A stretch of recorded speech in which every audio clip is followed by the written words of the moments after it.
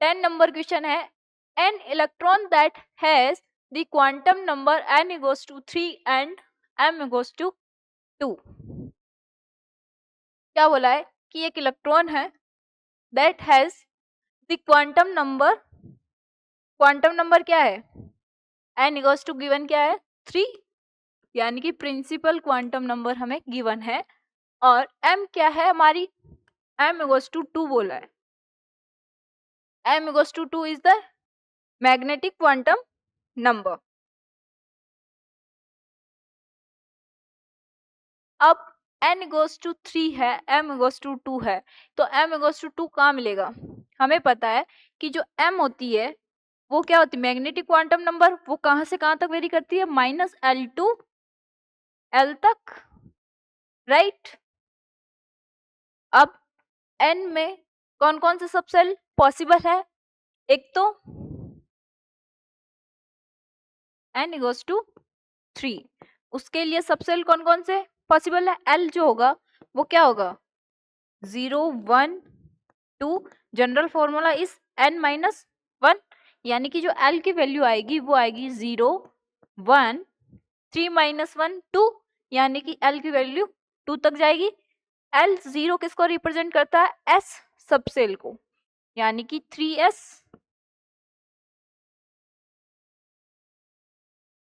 3p and 3d।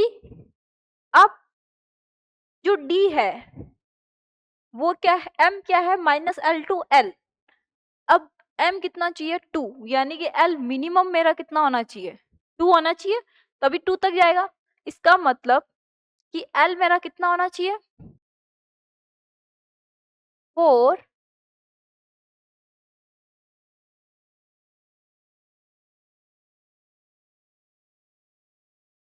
Value of m equals to 2, तो L should be कितना होना चाहिए, मिनिमम कितना होना चाहिए 2 होना चाहिए, या 3 चलेगा, कौन, राइट। अब या तो 2 हो सकता है या 3 हो सकता है, या इसका n-1 तक। अब हमें पता है कि n equals to 3 है, यानी कि L 0 1 2 तक वेरी कर सकता है, तो इसका मतलब जो L होगा वो मेरा कितना होना चाहिए 2 होना चाहिए, किसके लिए, m equals to 2 के लिए, राइट। अब इन्होंने क्या, फर्स्ट ऑप्शन क्या है, must have spin quantum number value of +1/2 -1/2, क्या ऐसा कोई पॉसिबल है, m equals to अगर 1 है 2 है तो वो एक ऑर्बिटल को शो कर रहा है।